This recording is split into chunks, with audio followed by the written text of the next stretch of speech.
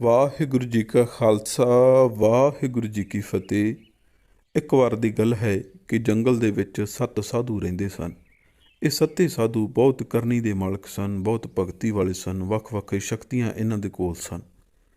ਇਹ ਬਹੁਤਾ ਕਰਕੇ ਜੰਗਲ ਦੇ ਵਿੱਚ ਹੀ ਰਹਿੰਦੇ ਸਨ, ਇਨਸਾਨੀ ਜ਼ਿੰਦਗੀ ਤੋਂ ਦੂਰ। ਪਰ ਕਦੇ ਕਦਾਈ ਇਹ ਨਾਲ ਦੇ ਨਗਰ ਜਾ ਕੇ ਵੀ ਗੇੜਾ ਮਾਰਿਆ ਕਰਦੇ, ਪਰ ਹਮੇਸ਼ਾ ਸ਼ਾਮ ਦੇ ਵੇਲੇ ਵਾਪਸ ਪਰਤ ਆਇਆ ਕਰਦੇ। ਇੱਕ ਵਾਰ ਸ਼ਾਮ ਨੂੰ ਵਾਪਸ ਪਰਤਣ ਵੇਲੇ ਆਪਸ ਵਿੱਚ ਇਹਨਾਂ ਦੀ ਬਹਿਸਬਾਜ਼ੀ ਹੋਣ ਲੱਗ ਗਈ।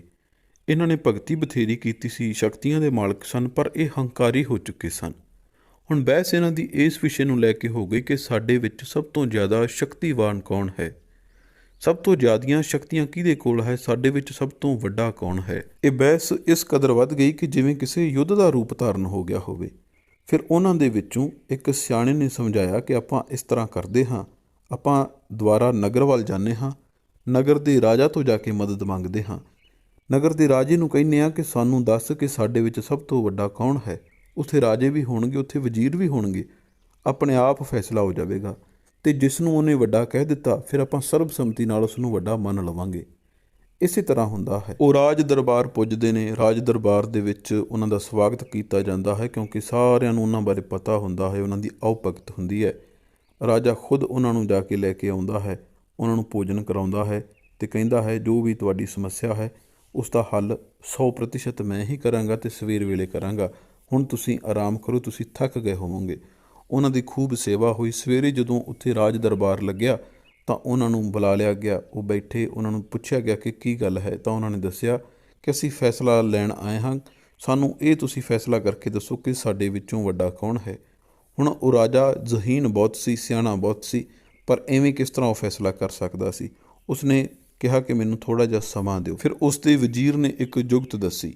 ਵਜ਼ੀਰ ਨੇ ਕਿਹਾ ਕਿ 7 ਵੱਖਰੀਆਂ ਵੱਖਰੀਆਂ ਧਾਤੂਆਂ ਦੇ ਸਿੰਘਾਸਨ ਬਣਵਾਓ ਅਤੇ ਇਹਨਾਂ ਨੂੰ ਬੈਠਣ ਲਈ ਕਹਿ ਦਿਓ। ਜਿਹੜਾ ਸਭ ਤੋਂ ਉੱਤਮ ਧਾਤੂ ਦੇ ਉੱਪਰ ਬੈਠੇਗਾ ਉਸ ਨੂੰ ਤੁਸੀਂ ਸਭ ਤੋਂ ਸ੍ਰੇਸ਼ਠ, ਸਭ ਤੋਂ ਬਿਹਤਰ, ਸਭ ਤੋਂ ਵੱਡੇ ਹੋਣ ਦਾ ਖਿਤਾਬ ਦੇ ਦਿਓ। ਅਤੇ ਜਿਹੜਾ ਸਭ ਤੋਂ ਮਾੜੀ ਧਾਤੂ 'ਤੇ ਬੈਠਾ ਉਸ ਨੂੰ ਤੁਸੀਂ ਕਹਿ ਦਿਓ ਕਿ ਤੁਸੀਂ ਸਭ ਤੋਂ ਘੱਟ ਉੱਤਮ ਹੋ। ਇਸੇ ਤਰ੍ਹਾਂ ਹੁੰਦਾ ਹੈ। ਸਿੰਘਾਸਨ ਬਣ ਕੇ ਆ ਜਾਂਦੇ ਨੇ, ਇੱਕ ਇੱਕ ਕਰਕੇ ਸਾਰੇ ਸਾਧੂ ਬੈਠਣ ਲੱਗ ਪੈਂਦੇ ਨੇ। ਜਦੋਂ 7 ਦੇ 7 ਸਾਧੂ ਸਿੰਘਾਸਨਾਂ 'ਤੇ ਬਿਰਾਜਮਾਨ ਹੁੰਦੇ ਨੇ ਤਾਂ ਫਿਰ ਦੁਬਾਰਾ ਸਵਾਲ ਕਰਦੇ ਨੇ ਕਿ ਰਾਜਾ ਸਾਡੇ ਵਿੱਚ ਸਭ ਤੋਂ ਉੱਤਮ ਕੌਣ ਹੈ। ਤਾਂ ਰਾਜਾ ਜਵਾਬ ਦਿੰਦਾ ਹੈ ਕਿ ਇਸ ਦਾ ਫੈਸਲਾ ਮੈਂ ਨਹੀਂ, ਤੁਸੀਂ ਖੁਦ ਕਰ ਲਿਆ ਹੈ। ਜਿਹੜਾ ਸੋਨੇ ਦੇ ਸਿੰਘਾਸਣ 'ਤੇ ਬੈਠਾ ਹੈ ਉਹ ਸਭ ਤੋਂ ਉੱਤਮ ਹੈ, ਅਤੇ ਜਿਹੜਾ ਲੋਹੇ ਦੇ ਸਿੰਘਾਸਣ 'ਤੇ ਬੈਠਾ ਹੈ ਉਹ ਸਭ ਤੋਂ ਘੱਟ ਉੱਤਮ ਹੈ। ਹੁਣ ਇਸ ਤਰੀਕੇ ਨਾਲ ਸਾਰੇ ਪ੍ਰਸੰਨ ਹੋ ਕੇ ਘਰ ਨੂੰ ਚਲੇ ਗਏ ਜਿਹੜੇ ਸਾਧੂ ਸਨ। ਪਰ ਜਿਹੜਾ ਲੋਹੇ ਦੇ ਸਿੰਘਾਸਣ 'ਤੇ ਬੈਠਾ ਸੀ ਉਸ ਦੀ ਰਾਜੇ ਦੇ ਨਾਲ ਤਲਖ ਕਲਾਮੀ ਹੋ ਗਈ। ਉਹ ਰਾਜੇ 'ਤੇ ਬਹੁਤ ਜ਼ਿਆਦਾ ਕ੍ਰੋਧਿਤ ਹੋ ਗਿਆ, ਗੁੱਸੇ ਹੋ ਗਿਆ।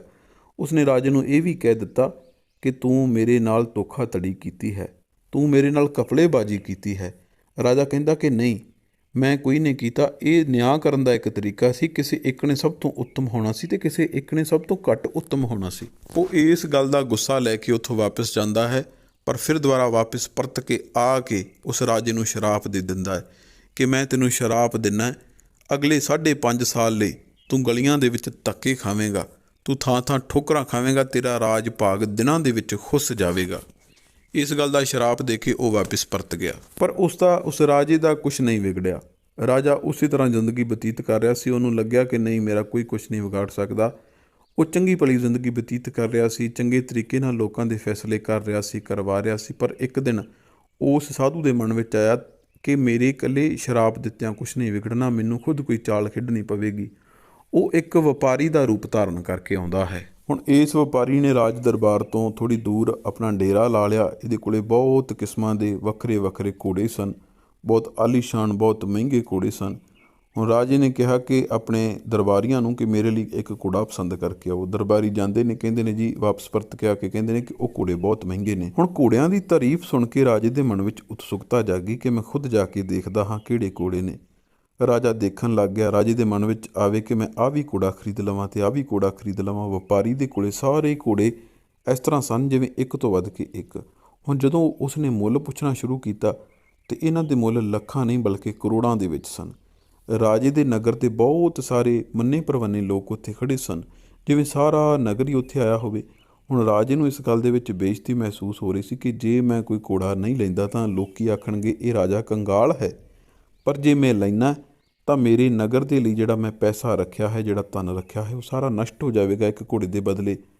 ਪਰ ਰਾਜੇ ਨੇ ਦੇਖਿਆ ਕਿ ਮੈਨੂੰ ਹੁਣ ਘੋੜਾ ਲੈ ਲੈਣਾ ਚਾਹੀਦਾ ਹੈ, ਨਹੀਂ ਤਾਂ ਲੋਕਾਂ ਦੇ ਵਿੱਚ ਇੱਕ ਗਲਤ ਸੰਦੇਸ਼ ਜਾਵੇਗਾ, ਗਲਤ ਸੰਕੇਤ ਜਾਵੇਗਾ। ਇਸੇ ਵਿਚਾਰ ਵਿਮਰਸ਼ ਦੇ ਵਿੱਚ ਰਾਜੇ ਨੇ ਇੱਕ ਘੋੜਾ ਲੈ ਲਿਆ।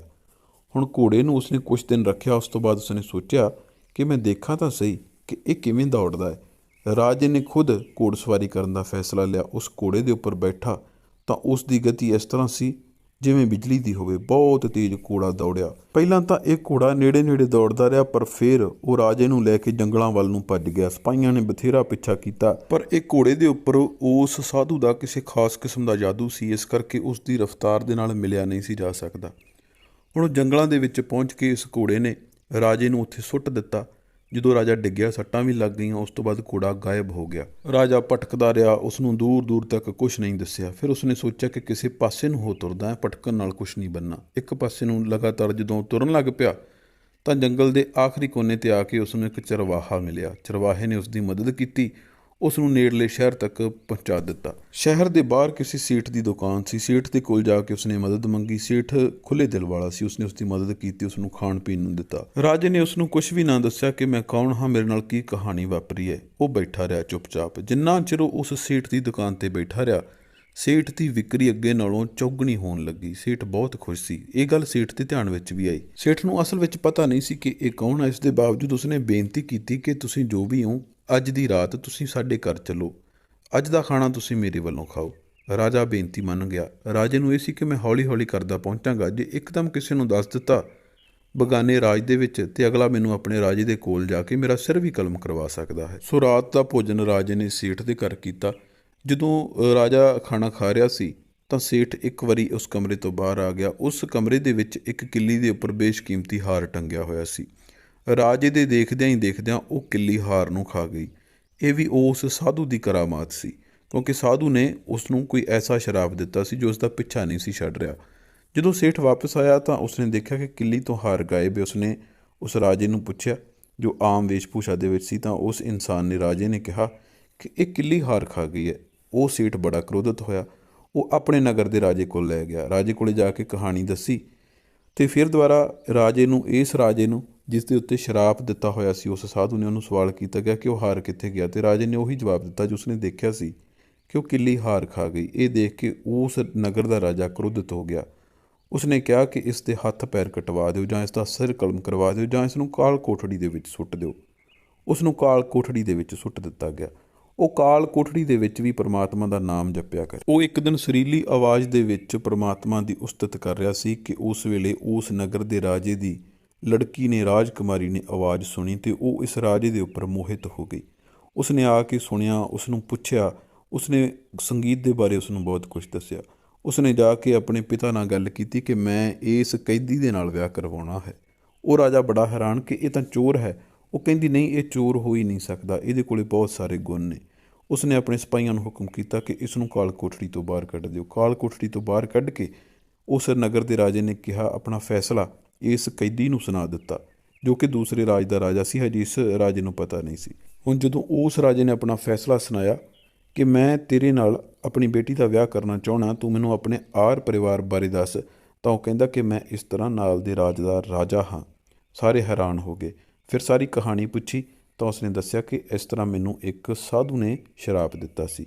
ਇਸ ਨਗਰ ਦੇ ਰਾਜੇ ਦੀਆਂ ਅੱਖਾਂ ਵਿੱਚ ਹੰਝੂ ਆ ਗਏ। ਉਹ ਕਹਿੰਦਾ, ਮੈਨੂੰ ਪਹਿਲਾਂ ਨਹੀਂ ਪਤਾ ਲੱਗਿਆ, ਮੈਂ ਮੁਆਫੀ ਚਾਹੁੰਦਾ ਹਾਂ, ਮੈਨੂੰ ਪਤਾ ਨਹੀਂ ਸੀ। ਮੁਆਫੀ ਮੰਗ ਕੇ ਉਹਨਾਂ ਦੋਵਾਂ ਦਾ ਉਸ ਉਪਰੰਤ ਵਿਆਹ ਕੀਤਾ ਗਿਆ। ਬਹੁਤ ਸਾਰੇ ਹੀਰੇ ਜਵਾਹਰਾਤ, ਘੋੜੇ ਅਤੇ ਹੋਰ ਬੜਾ ਕੁਛ ਦੇ ਕੇ ਬਾਇੱਜ਼ਤ ਇਸ ਰਾਜ ਤੋਂ ਡੋਲੀ ਤੋਰੀ ਗਈ ਦੂਜੇ ਰਾਜ ਦੇ ਲਈ। ਆਪਣੇ ਗ੍ਰਹਿ ਰਾਜ ਵਿਖੇ ਜਾ ਕੇ ਉਹ ਦੁਬਾਰਾ ਖੁਸ਼ੀ ਖੁਸ਼ੀ ਜੀਵਨ ਬਤੀਤ ਕਰਨ ਲੱਗੇ। ਸੋ ਇਸ ਕਹਾਣੀ ਤੋਂ ਸਾਨੂੰ ਸਿੱਖਿਆ ਕੀ ਮਿਲਦੀ ਹੈ? ਸਾਨੂੰ ਸਿੱਖਿਆ ਇਹ ਮਿਲਦੀ ਹੈ ਕਿ ਜੇ ਕੋਈ ਇਨਸਾਨ ਪਰਮਾਤਮਾ ਦੇ ਨਾਮ ਨਾਲ ਜੁੜਿਆ ਰਹਿੰਦਾ ਹੈ ਤਾਂ ਵੱਡੇ ਤੋਂ ਵੱਡੇ ਸ਼ਰਾਪ ਵੀ, ਮਾੜੀ ਤੋਂ ਮਾੜੀ ਕਿਸਮਤ ਵੀ ਠੀਕ ਹੋ ਸਕਦੀ ਹੈ। ਜਿਸ ਤਰੀਕੇ ਨਾਲ ਇਹ ਇਨਸਾਨ ਉਸ ਵੇਲੇ ਨਾਮ ਹੀ ਜਪ ਰਿਹਾ ਸੀ ਜਦੋਂ ਉਸ ਰਾਜਕੁਮਾਰੀ ਦੀ ਨਜ਼ਰ ਇਸ 'ਤੇ ਪਈ, ਅਤੇ ਉਹ ਜਿਹੜਾ ਸ਼ਰਾਪ ਸੀ ਉਹ ਸਾਰਾ ਮਿੱਟੀ ਹੋ ਗਿਆ, ਉਹ ਸਾਰਾ ਸਿਫਰ ਹੋ ਗਿਆ। ਸੋ ਇਸੇ ਤਰੀਕੇ ਨਾਲ ਕਿੱਡਾ ਮਰਜ਼ੀ ਕੋਈ ਸ਼ਰਾਪ ਹੋਵੇ, ਜਦੋਂ ਇਨਸਾਨ ਪਰਮਾਤਮਾ ਦੇ ਨਾਮ ਨਾਲ ਜੁੜਿਆ ਹੈ, ਪਰਮਾਤਮਾ ਦੇ ਨਾਮ ਅੱਗੇ ਵੱਡੇ ਵੱਡੇ ਸ਼ਰਾਪ ਮਿੱਟੀ ਹੋ ਜਾਂਦੇ ਹਨ।